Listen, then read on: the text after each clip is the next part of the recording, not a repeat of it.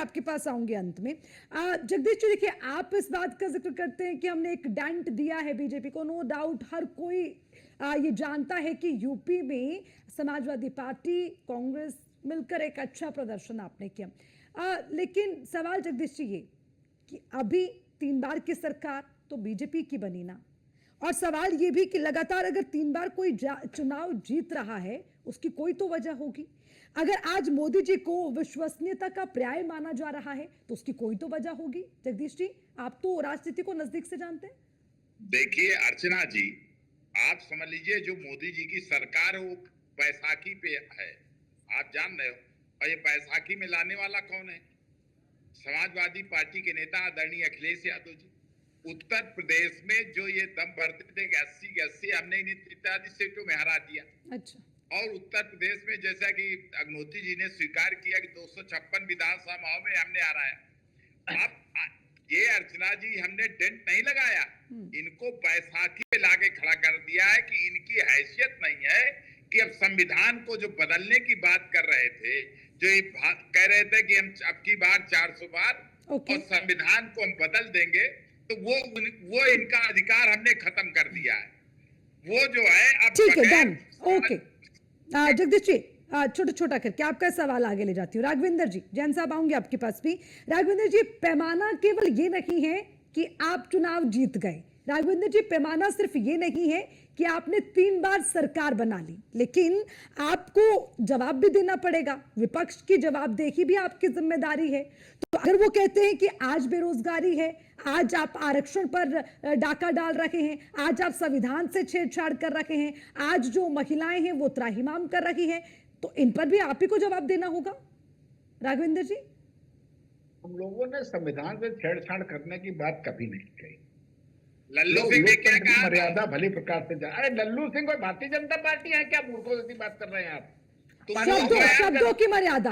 जगदीश जी, जगदीश जी अपने शब्दों की मर्यादा। बोलते हो फालतू की बात करता है। पता भी आपको चले आते कहाँ पे डाल दिया इसको? पता है? अबे बात होने दीजिए। जब समाजवादी पार्टी की सरकार 2017 में बात होने दीजिए भाई, 17.5% बेरोजगारी दर थी। हम लोगों ने उसको ला करके आज की तारीख में उत्तर प्रदेश में बेरोजगारी दर। अब बीच में नहीं जगदीश जी, अब सुनिए भी, सुना भी करिए प्लीज। अर्चना जी, इस प्रकार के लोगों को मैं बात करने का आदी नहीं हूँ। अच्छा ठीक है, ओके। राघवेंद्र जी, मैंने टोक दिया, आप अपनी बात पूरी करिए। देखिए 3.5% बेरोजगारी दर आज की तारीख में उत्तर प्रदेश। ये नहीं कह सकते हैं उत्तर प्रदेश से काम नहीं किया। कितने सरकारी अस्पताल थे 2017 तक? बात 15 सरकारी मेडिकल कॉलेज थे उत्तर प्रदेश में। आज की तारीख में उत्तर प्रदेश में 65 मेडिकल कॉलेज है।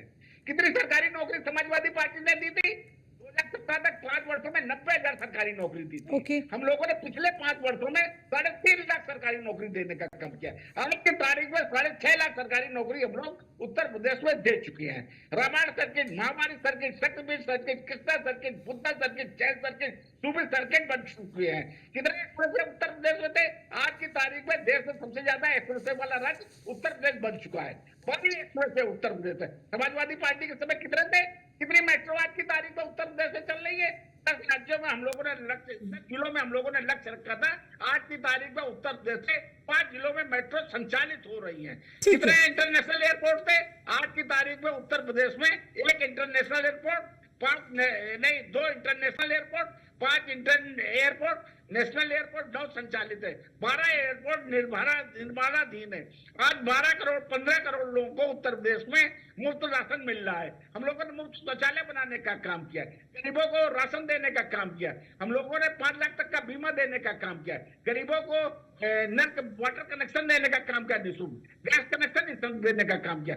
हम लोग उत्तर प्रदेश होता है देश में अंत्योदय को विषय को लेकर के हम लोग काम कर रहे हैं। अंत में अर्चना जी एक बात मैं कहना चाहूंगा, हम लोग इस विषय को लेकर के जनसंपर्क अभियान चला रहे हैं जो 9 जून से 21 जून तक चलेगा। हमारे केंद्र की जो उपलब्धियां, प्रदेश की उपलब्धियां, हम लोग उत्तर प्रदेश और देश की जनता के बीच भर के लेकर। बिल्कुल राघवेंद्र जी, आपका अधिकार है। राघवेंद्र जी, आपका अधिकार है। अगर आपने काम किए तो आपकी उपलब्धियां आप जनता तक ले जाएं। अच्छा, एक और सवाल का जवाब भाई, संसद सत्र से क्यों डरते हैं आप? संसद सत्र क्यों नहीं बुला रहे हैं? ये भी विपक्ष बार बार उठाता है बात। बुला लीजिए, कर लीजिए बैठ के बात। ये लोग कितने सत्र में जितने सत्र कभी भी चर्चा नहीं करते हैं, तमाम विषयों को लेकर के ये चर्चा करने से भाग जाते हैं। चाहे अखिलेश यादव हो चाहे राहुल गांधी हो, संजय बात करते ही नहीं है। सदन में कितने लोग चर्चा करते हैं, कितनी उपस्थिति रहती है इनकी। अभी मानसून सत्र होगा, देख लीजिएगा क्या ये चर्चा करते हैं, हम बातें करते रहते। आप बात करिएगा जो ऑपरेशन सिंदूर के विषय में जो प्रश्न उठा रहे, चर्चा करिएगा। ठीक है, ओके राघवेंद्र जी, ठीक।